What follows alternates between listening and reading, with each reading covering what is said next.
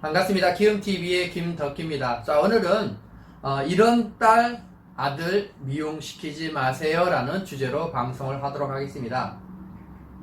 방송의 전제 조건은 이런 사람을 미용시켰을 때 성공할 확률이 높다라는 관점에서 보시기 바랍니다. 그래서 사람은 적성이 있고 맞는 사람이 있어요. 그래서 진로 선택이 잘못되면 고생하거나 노력에 비해서 효율성이 낮기 때문에 옳은 선택을 하는 것이 중요합니다. 지금은 어느 때보다도 경쟁이 심하기 때문에 미용을 하는 것이 중요한 것이 아니라 그 시장에서 미용을 해서 성공하느냐가 중요한 관점이기 때문에 그렇습니다. 그래서 조금 더 능률적이고 조금 더 성공할 자제분들, 성공할 사람이 미용을 하는 것이 좋고 미용계에 들어오는 것이 낫기 때문에 이 방송을 하는 겁니다. 첫 번째는 이런 사람입니다. 친구를 좋아하지 않고 주위에 사람이 많지 않은 사람입니다. 물론 미용을 해서 친구가 계속 많거나 시간을 낭비하면 안 되지만 미용을 하기 전에 학창시절이나 이런 때 보통 사람을 좋아하고 친구를 좋아하는 사람이 미용계에 들어왔을 때 훨씬 동료, 고객과의 관계를 잘할 수 있다는 이야기입니다. 즉, 사람을 좋아하지 않으면 사람을 만날 때마다 그것이 모두 스트레스로 작용하기 때문에 그래요. 그럼 미용을 재밌게 즐겁게 해야 효율성이 나고 발전하고 행복한데 그것이 싫으면 스트레스를 받으면 어렵다는 이야기입니다.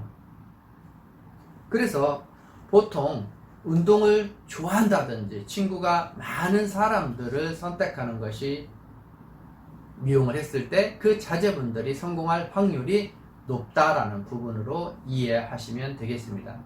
자, 두 번째는 고집이 세고 말이 없는 자제분은 미용을 시키지 마라.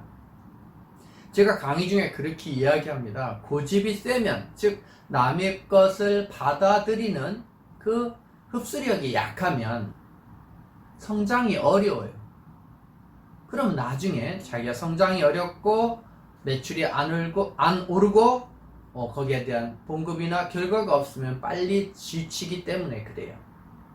그래서 여러분 자제분 중에서 고집이 세거나 말이 없는 사람, 즉 받아들이는 것이 약한 사람은 미용에 오면 어렵다라는 부분입니다. 왜?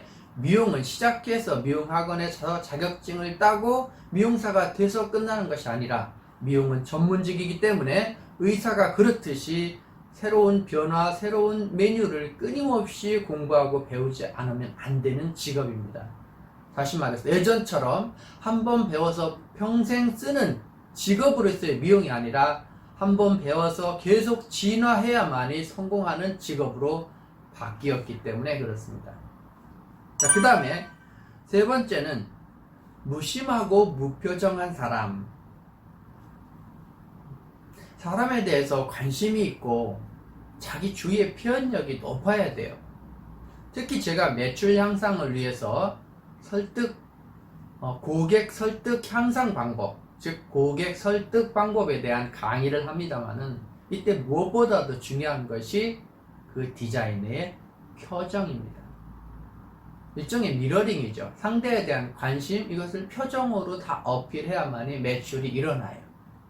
그래서 사람에 대해서 따뜻한 가슴이 있으면서 감정이 있으면서 표정이 많은, 표정이 풍부한 사람이 매출을 잘하게 돼 있고 그 사람이 스트레스를 안 받고 잘 적응하고 미용을 원활히 할 수 있다라는 부분을 말씀을 드리는 겁니다.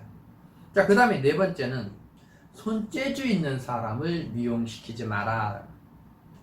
자, 조금 아이러니하죠. 역설적입니다. 예전에 제가 대학에 가서 학생들을 강의하는데 이런 질문을 했습니다. 니는 왜 미용계에 들어왔니? 라고 하니까 엄마가요 저 손재주 있대요. 그래서 내가 너 잘못 왔다 그래. 물론 단적으로 하나만 가지고 평가하는 건 아닙니다만은 미용은 손재주가 아니라 눈썰미가 있어야 돼요. 즉 보고 배우는 직업입니다. 보고 배우고, 물론 그것을 또 계측화, 시스템화, 수량화해서 요즘은 많이 배웁니다만은 보는 배움은 무섭게 많아요. 우리가 보고 배우고 들어서 배우고 여러 가지가 있습니다만은 미움은 특히 보고 배우는 부분이 아주 강하기 때문에 그래요. 그래서 한 번 보면 집에 가서 할 수 있어야 되고, 한 번 본 것을 가서 연습을 하는 것이 중요합니다. 그래서 말보다 눈썰미, 손재주보다 눈썰미가 있는 사람이 중요하다라는 거예요. 그러니까 이런 거죠. 제가 뭐 한 번 보면 똑같이 와서 만들어요? 그게 눈썰미입니다. 그것이 잘못하면 이제 손재주하고 연결도 될 수 있습니다만은 눈썰미가 더 높은 사람이 더 훌륭한 미용을 할 수 있다. 자, 다섯 번째는 배우는 것을 싫어하는 사람. 조금 전에도 말씀드렸지만 미용은 계속 배워야 됩니다. 그래서 공부하고 배우고 이런 부분이 이어져야 돼요. 학교 다닐 때 공부는 싫었다고 할지 모르지만 현장에 와서 전문가로서는 어떻게 보면 더 많은 공부를 해야 될지 모릅니다. 그래서 요즘 매장에서 미용실 원장님들이 묻는 게 그거예요. 가장 중요시하는 게 보통 요즘은 이거라고 봅니다. SNS 홍보하는 것을 좋아합니까? 그것을 그동안 해왔습니까? 라는 부분이고, 또 하나는 배우는 걸 좋아합니까? 라는 부분이죠. 배우는 걸 싫어하면 성장이 안 됩니다. 그래서 매장에서 무슨 교육을 있거나 이러면 입을 쭉 내놔요. 아니면 자기 쉬는 날 교육을 한번 오라고 하면 큰일 나는 줄 압니다. 그렇기 때문에 교육을 좋아하고 배우는 것을 좋아하는 사람, 그런 자제분을 미용을 시켜야 되기 때문에 이렇게 이야기한 겁니다. 다시 한번 정리해보면, 친구를 좋아하지 않는 사람은 미용시키지 마라. 바꿔 이야기하면 사람과의 관계를 잘하고 친구를 좋아하는 사람, 운동을 잘하는 사람을 미용을 시켰을 때 잘할 수 있다. 자, 두 번째는 고집이 세고 말이 없는 사람. 다시 말하면 사람과의 관계를 좋아하면서 유연하고 누가 뭐라고 하면 잘 받아들이면서 정립하는 사람을 미용을 시켜야 된다는 이야기입니다. 세 번째는 다른 사람에 대해서 무심하고 표정이 없는 사람, 사람을 싫어하거나 사람과의 관계를 멀리하는 사람이죠. 이런 사람들은 또 표정이 굳어있기 때문에 우리가 흔히 이야기하는 인상이 굳어있어요. 그래서 우리가 이런 말을 합니다. 인상은 인생이다 라는 부분이에요. 그래서 그 인상이라는 부분이 중요하기 때문에 말씀을 드리는 겁니다. 네 번째는 무엇보다도 이 사람은 눈썰미가 있는 사람이 해야 된다라는 부분입니다. 그 다음에 다섯 번째는 끊임없는 학구열, 배우기를 좋아하고 새로운 것을 탐구하기를 좋아하는 그런 자제분이 미용을 하면 훨씬 좋다라는 부분을 역설적으로 오늘 5가지로 표현해서 말씀을 드렸습니다.